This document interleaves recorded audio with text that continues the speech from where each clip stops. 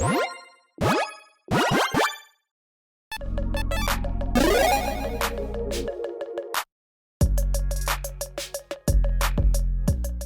everyone, Mitch coming in from not the Commander Score studio, bright and early, got my coffee, much needed this morning.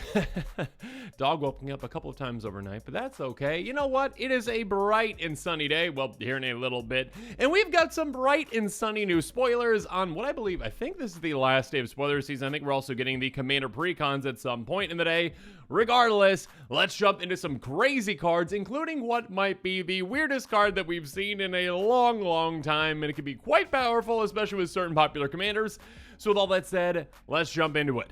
So first up, we've got Improbable Explosion, a very interesting card. Thank you, MTG Goldfish, for the translated version of this one. A source for 2 blue and a red. Draw 2 cards, then you may discard 2 cards. When you do, Improbable Explosion deals X damage each creature, X the highest mana value among the discarded cards. Now, here's the thing that's kind of weird with Wizards these days. It seems like they push certain things further than they need to in some ways. In other ways, they limit them in ways that they shouldn't. And I really don't understand why or when they choose to decide this. I mean, if you watch my last episode, you'll see an uncommon, which is definitely not uncommon worthy. I mean, it could be mythic level essentially in what it does. And then we get this, which I think had a lot of potential, but for some reason they limited it quite a bit. Here's the thing. Okay, so again, sorcery speed. I think that this could actually be an instant speed, and that would make it a lot more playable. I mean, obviously it'd make it more playable, but I think that would still be completely fair. When it comes to a sorcery, though, that, like, yeah, if you really don't need to wipe the board, you're like, hey, I pay 4 mana on my turn to draw 2? Yeah, if you're in, like, mono white, that would be acceptable, but if you're in Is It? No, definitely not. And then if you do want to actually wipe the board, you have to say, okay, yeah, I guess I'll give up on these cards that I just drew. I mean, there could be other cards too. Essentially, I guess between this, they're kind of making you choose either a Wrath or just a simple draw 2. And the floor on this card is very low. What you want to be using this for, obviously, is the Wrath portion of it. You want that scenario where you're like, okay, I need this for a Wrath. I'm utilizing it. That being said, you basically loot 2 and then Wrath the board. Hopefully, if you've got a pretty high mana value card, it is flexible. Yes, there are times you're like, okay, like, oh, I've got, you know, a 6 toughness creature in play. I want to keep that in play. I've got a 5 card in my hand. Perfect. I'll discard that card. I guess it does have that going for it, where it is flexible in that way. But again, I feel like this card is just way too situational. And again, the floor is very low. Again, sorcerer speed, 4 mana, draw 2. That is not good at all in most circumstances. And the ceiling, sure, could be very good if you're like, okay, it's a one-sided board wipe potentially, but again, the stars have to align very well. If you'd be like, I've got the best creatures on the board, I've got the highest toughness creatures on the board, and I've got the perfect mana value card to discard out of my hand. Yeah, not for me. I think that, again, I don't know why I guess I understand why they limit this card in this way, but like, I feel like they limited this one a bit more than they needed to compared to some previous cards that they're like, no limits at all, crazy times. So yeah, that's just my take on this one. Moving on. Soul Enervation. This one's very interesting. An enchantment for 4 mana. Flash enters the battlefield. Target creature gets -4/-4 until end of turn. So most likely taking out a medium-sized to small creature, or yeah, if it's a big creature, taking it down to a more reasonable amount so you can take it out in another way, or yeah, swing at that opponent in combat, whatever it is. Again, flash speed, so you can do this after combat, obviously, being able to like, oh, okay, cool, that creature's got damage already marked on them, take them out, essentially. Whenever 1 or more creature cards leave your graveyard, each opponent loses 1 life, and you gain 1 life. This one's pretty interesting in that it's kind of like Desecrated Tomb. We're starting to see more and more of those cards where it's like caring about when creature cards leave graveyards, like Sir Conrad does as well. But now you've got an extra way of caring about that, and now when those creatures leave the graveyard again, it does say 1 or more. So like, don't just like Bajukabog your own graveyard and be like, ha, take 10. And it's like, no, it's 1 or more, so it'd be just 1. But if you've got ways to individually remove creatures, again, like reanimation effects, recursion effects, just other kinds of effects, I guess, that would remove creatures from your graveyard, bringing them back to your hand, essentially. Yes, if you got that in your deck, essentially, like a Sir Conrad the Grim type build, you are going to really enjoy this kind of a card, and I do like that they're playing with that more often now. Again, keep in mind, it is just creature cards, so again, unlike other cards we talked about so far, that care about, like, any card, yeah, we have a limitation there, but I think it's a fair one. Moving on. Oh, went the wrong way. There we go. Breakout. Not Improbable Explosion again. Sorcery for 2 mana in Gruul. Look at the top 6 cards of your library. You may reveal a creature card from among them. If that card has mana value 2 or less, you may put on the battlefield. It gains haste turn. If you don't put a reveal card on the battlefield, this way, put in your hand. Put the rest of them on your library in random order. I really like the design of this one, actually.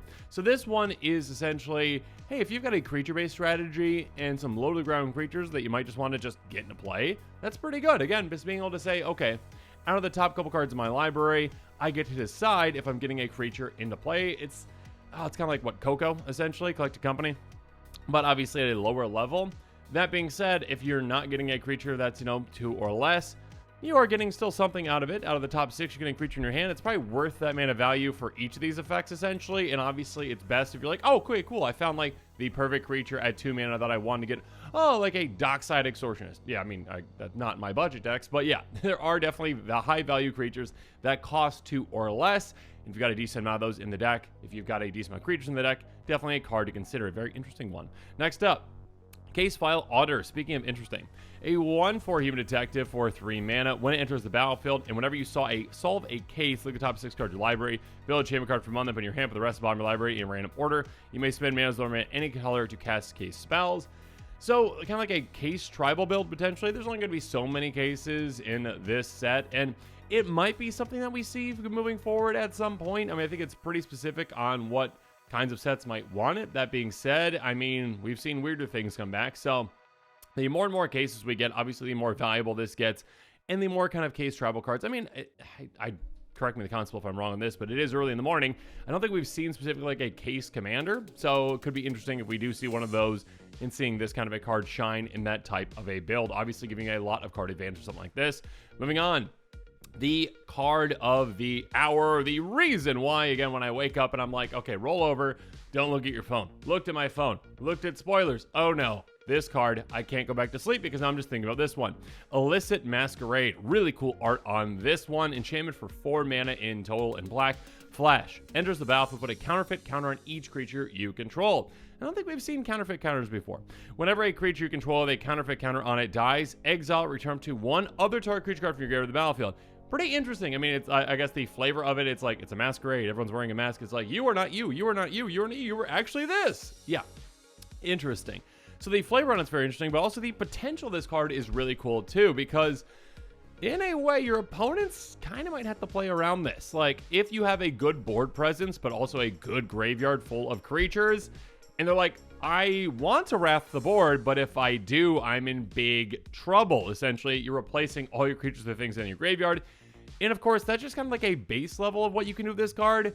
Like, what you really can do with something like this, essentially, is, hey, yeah, I've got an aristocrat style strategy where I'm sacrificing a bunch of creatures. I've got creatures already in my graveyard.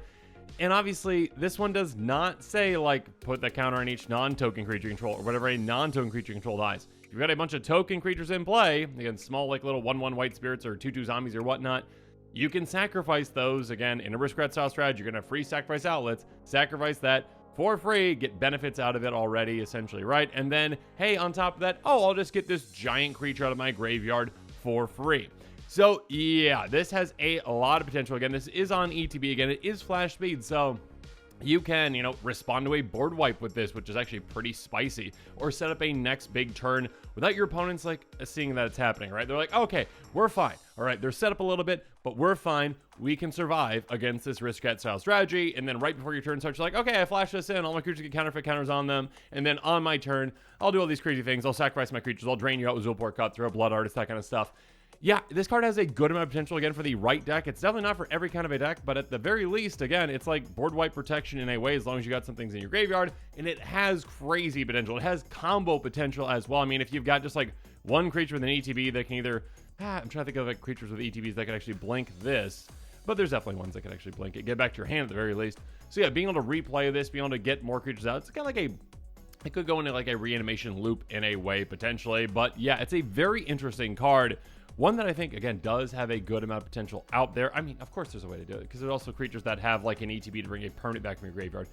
Anyways, it's a very cool card. Again, one that I think Could be a build-around type card, but also just could be like, hey, good border wipe protection, or again, in some decks like Aristocrats, just an absurd amount of value. See, I do like the design. I love the art in this one. Illicit Masquerade, I think you've got a good amount of potential. But as this episode is coming to a close, it's time for me to hear from you. So in the comments below, let me know what your thoughts are on these cards and other cards in the spoiler season. Again, like I mentioned, we've seen some crazy cards in the spoiler season. If you want to see an uncommon that is definitely not uncommon worthy, make sure you check out that previous episode. Yeah, it's crazy. Also, Illicit Masquerade, quite crazy as well. We've seen some really cool things, and yeah, more things to be seen. I believe today is the day that the Commander Precons are going to be spoiled, all 4 of them. So, yeah, make sure you're staying tuned to the channel for more exciting quick takes and spoilers. And of course, as always, thanks again, and have a good one. This show and episodes like this one are possible thanks to viewers like you. If you're looking for an easy way to help support this show, make sure that you like, share, and subscribe. Also, hit that bell notification icon so you don't miss any new episodes. You can also go check out our playmats and other merchandise at thecommandersquarters.com. We also have a ton of brand new t-shirt designs in stock, so make sure you check out those as well. Another easy way to support this show is with our TCG Player affiliate links. So whether you're buying a deck or individual cards, you can use this general link right here or one in the description. And the final way that you can support this show is by supporting us directly by becoming a patron. There are many benefits to being a patron, and I truly couldn't do this without all of their support.